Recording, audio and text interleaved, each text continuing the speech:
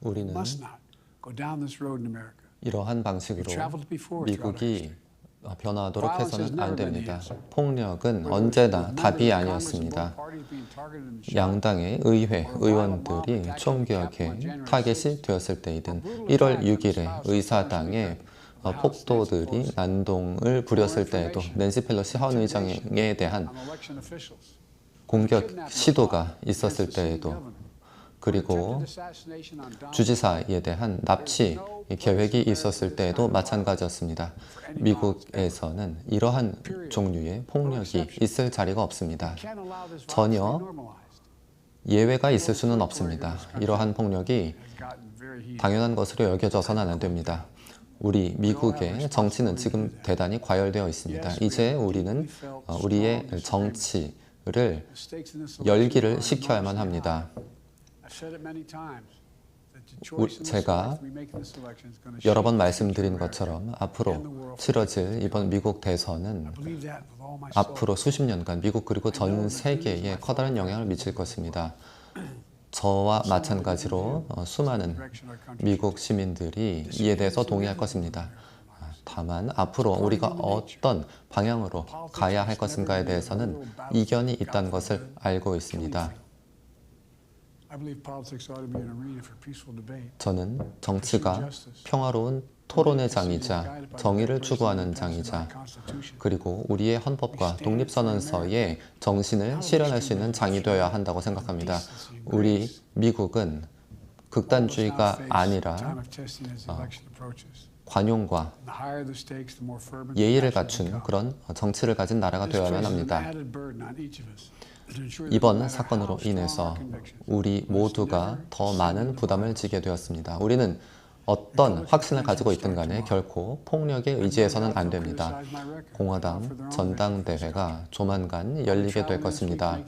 공화당에서는 저에 대해서 많은 비판을 할 것입니다. 자신들의 비전을 시민들에게 설명할 것입니다. 저 역시 마찬가지로 전국을 돌면서 시민들에게 저의 비전을 설명할 것입니다. 그러한 차이들이 있다 하더라도 우리의 차이는 투표장에서 투표를 통해서 가려져야 하지 폭력으로 해결될 수 있는 것은 아닙니다. 우리의 미국에 대한 비전에 대한 우리의 의견들은 서로 차이가 있을 수 있겠지만 총알이 아니라 투표장에서 투표 용지를 통해서 가려져야만 하는 것입니다. 앞으로 우리 미국의 갈 길을 결정하는 것은 유권자들이어야 하지 암살자들이 되어서는 안 됩니다. 우리의 모든 선거운동은 평화롭게 이루어져야만 합니다. 우리 미국은 세계에서 가장 위대한 나라입니다. 그래서 저는 모든 미국 시민들에게 다시 한번 미국을 특별하게 만드는 것이 무엇인지 생각해 볼 것을 권하고 싶습니다. 우리 모두가 존엄성을 가지고 그리고 서로를 존중하는 그런 국가이기 때문입니다. 미국에서 우리는 자신이 동의하는 사람들의 목소리만 듣고 있어서는 안 됩니다.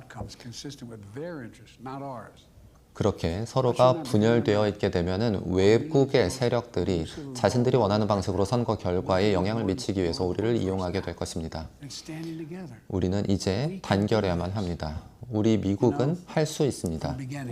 저는 처음부터 우리의 건국의 아버지들은 우리의 열정의 힘을 믿었습니다. 그래서 민주주의를 세웠습니다. 우리가 이성을 통해서 나라를 이끌어갈 수 있다고 믿었기 때문입니다. 그것에 대한 서로의 믿음을 바탕으로 우리는 법치주의를 가지고 존엄성과 공정한 게임을 통해서 운영이 되는 것입니다.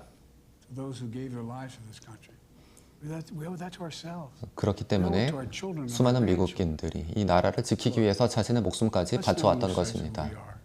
우리가 누구인지 잊지 맙시다. 우리가 미합중국으로서 어떤 정체성을 갖고 있는지 잊지 맙시다. 우리가 단결할 때 우리가 할 수 없는 것은 아무것도 없습니다.